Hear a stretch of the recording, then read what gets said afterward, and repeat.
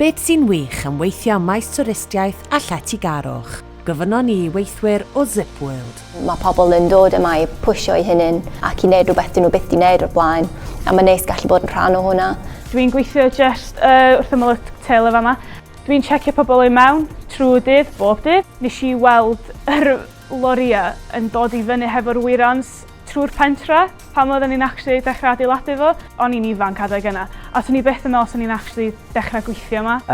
Dwi'n newid bod yn y States a yn fanna nes i gyfarfod pobl wedi bod yma yn neud y zip yn Penrhyn Cwrdd, lle dwi'n dod o. Gyd o'r cynnwys da chi'n gweld ar platfformau Cwrdd, ar Facebook, Instagram, dyna be dwi'n neud. So, na'n mynd o gwmpas y safleoedd, yn ffilmio, yn tynnu lluniau, na editio fo gyd efo'i gilydd a postio fo. Mae'n neis gweithio yn y diwydiant yma achos mae o'n lyflu cael gweld breuddwydio pobl yn dod yn wir bob dydd. Ymunwch ar rhai sy'n creu profiadau.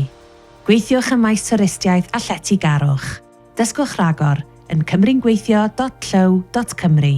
Cefnogwyd gan Cymru'n Gweithio, Gyrfa Cymru, Llywodraeth Cymru a Chronfa Gymdeithasol Ewrop.